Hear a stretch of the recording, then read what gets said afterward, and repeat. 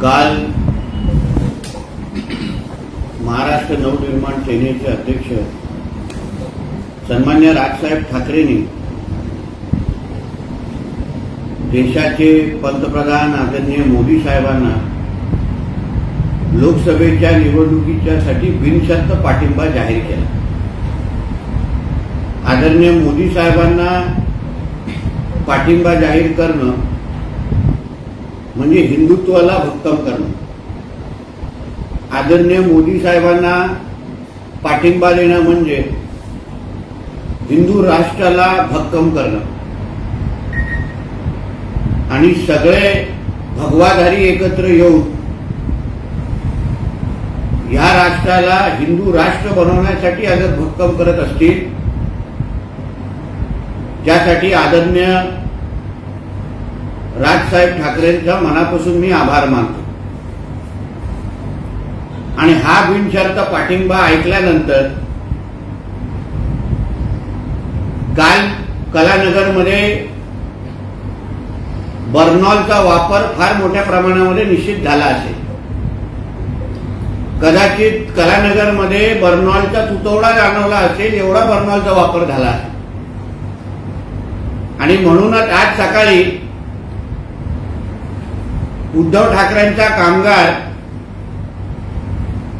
ह्याला किती जळजळ होत होती, किती मिरच्या लागल्या होत्या हे सरळ सरळ चेहऱ्यावर दिसत होतं। 2019 आणि 2014 ला स्वतः जेव्हा नरेंद्र मोदी साहेबांना पाठिंबा देऊन स्वतःचे 18 खासदार निवडून आणले, विधानसभेमध्ये आमदार निवडून आणले, तेव्हा ह्यांना स्वतःबद्दल काही वाटलं नाही। तेव्हा ह्यांना स्वतःचा पक्ष हा नमोसेना झालाय असं वाटलं नाही। पण काल आदरणीय राजसाहेबांनी पाठिंबा जाहीर केल्यानंतर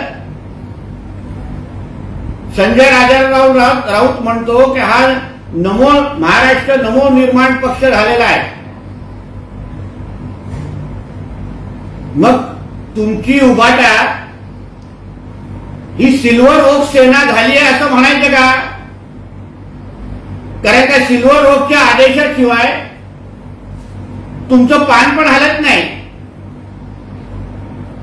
आणि पाडगावकरांची कविता म्हणत असताना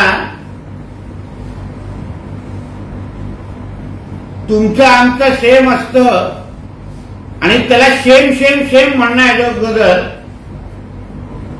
तुम्ही सत्तेसाठी हिंदुत्वाचा गेम गेम गेम केला असं म्हटलं तर चालेल का?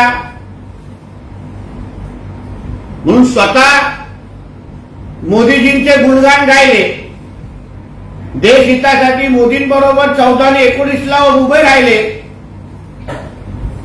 तेव्हा हे बरोबर।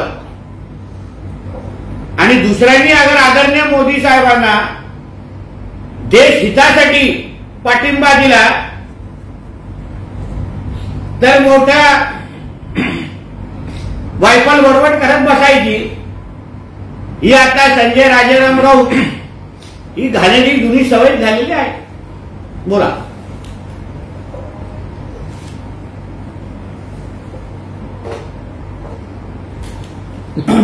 महाराष्ट्रामध्ये गेल्या काही दिवसापासून जी लूट सुरू आहे, जे खोक्याचे घाणेरडे राजकारण सुरू आहे, त्याचे सूत्रधार नरेंद्र मोदी आणि अमित शहा असल्याचे संजय राऊत म्हणतात। खोक्यांची लूट, कंटेनर भरून खोक्यांची लूट कोण करताय?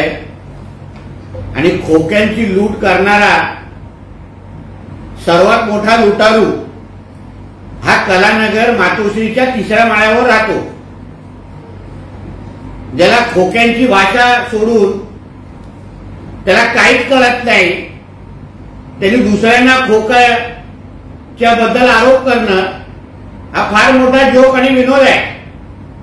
संजय राजाराम राऊतनी स्वतःच्या मालकाच्या मातोश्रीच्या जमिनीच्या खालती किती खोके ठेवलेत, काही टाईल बाजूला करून बघावेत खालती किती खोके ठेवलेले आहेत आणि मग आदरणीय मोदी साहेबांवर आणि भारतीय जनता पक्षावर खोक्यांचा आरोप करा. महाराष्ट्राच्या स्वाभिमानासाठी निर्माण झालेला पक्ष महाराष्ट्राच्या दुश्मनांना पाठिंबा देतोय, त्यामुळे लोकांच्या मनामध्ये प्रश्न निर्माण झाला असं मनसेचं संजय राऊत.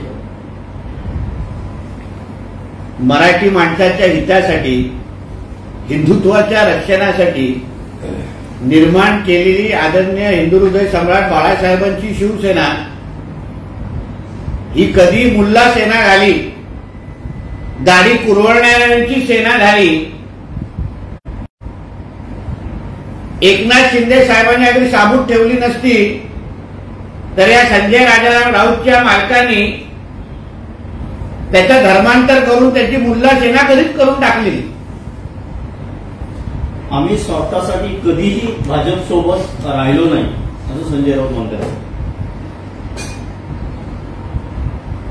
स्वार्थासाठी भाजप बरोबर राहिले नसते तर मग मातोश्री 2च्या परवानग्या कशा मिळाल्या, एवढे आमदार कसे निवडून आणले, बाळासाहेबांच्या नावाने तयार केलेलं स्मारकाच्या तयार केलेलं ट्रस्टच्या नावाने जुना महापौर बंगला कसा खायला मिळाला असता. डिक्शनरीमध्ये स्वार्थाचं खरं नाव हे उद्धव ठाकरे आहे, म्हणून त्यांनी स्वार्थपणाने कसं जगावं हे कोणाला आदर्श घ्यायचा असेल तर उद्धव ठाकरेंचं आयुष्य बघावं.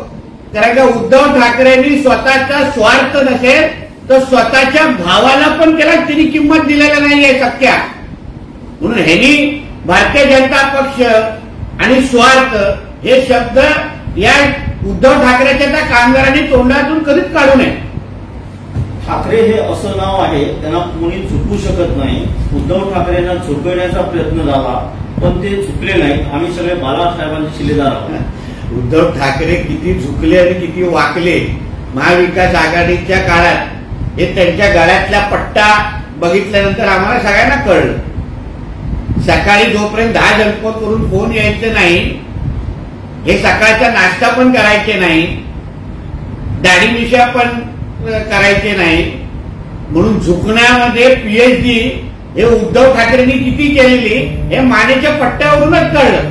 कारण का 10 जनपदचे तलवे चाटतच मान वाकली आणि इतकी वाकली की शेवटी जसलोकमध्ये जाऊन सर्जरी करायला लागली. दिल्लीमध्ये कायदा पायदळी तुडवला जातोय आणि केजरीवालांना लॉकअपमध्ये टाकून आता पुन्हा एकदा सरकार बरखास्त करण्याची मागणी भाजपकडून केली जाते. याच्यावर संजय राऊत म्हणतात की देशातील जनता हे पाहते आणि याचं योग्य उत्तर देईल. दिल्ली हायकोर्ट या बुद्धू असलेल्या संजय राजाराम राऊतनी वाचावं. हा कुठल्या अँगलनी संपादक कोणाला वाटतो, हा कुठल्याही वृत्तपत्र कार्यालयामध्ये कारकून बनण्याचं पण लायकीचं नाही. काल दिल्ली हायकोर्टनी सरळ स्पष्ट त्या जजमेंटमध्ये सांगितलेलं आहे की दिल्लीचे मुख्यमंत्री अरविंद केजरीवालांबद्दलच्या संबंधित असलेले सगळे पुरावे हे ईडीने जमा झालेले हे खरे आहेत. त्यांनी त्या दारू घोटाळ्यामध्ये, लिकर स्कॅममध्ये त्यांचा 100% हात आणि इन्व्हॉल्वमेंट दिसतंय आणि याच आधारे भारतीय जनता पक्ष दिल्लीने आज सकाळी सरकार बरखास्ताची मागणी केलेली आहे. काल ईडीच्या कारवाईवर हायकोर्टनी शिक्कामोर्तब केलेलं आहे, कोर्टाने केलेलं आहे, भारतीय जनता पक्षाने केलेलं नाहीये. म्हणून या संजय राजाराम राऊत नावाच्या बावळटाला सांगितलं थोडं काहीतरी सकाळी बसून जजमेंट वाचण्याची सवय कर आणि मगच आपण थोबाड उघड. उत्तर मुंबईमधील सीट विनोद घोसाळकर यांना जाहीर केली होती, मात्र चर्चा करून आता ती सीट काँग्रेसकडे जाते. मात्र विनोद घोसाळकर यांनी आपण पूर्णतः पाठिंबा देणार असं देखील म्हटलं. ठीक आहे, आता दुसऱ्या लोकांना नवनिर्माण सेना बोलण्याच्या अगोदर ह्यांची उबाटा नावाची उद्धव गांधी सेना झाली आहे हे यांना कधीच कळलेलं नाही. काँग्रेसच्या समोर हे लोक किती साष्टांग नमस्कार करतात, किती नाक रगडवतात याचं उत्तम उदाहरण आहे उत्तर मुंबई सीट. म्हणून अशी असंख्य उदाहरणं आहेत जे समोर हळूहळू दिसतील की हा पूर्ण धर्मांतर होऊन पूर्ण गांधीमय झालेला आहे मातोश्री.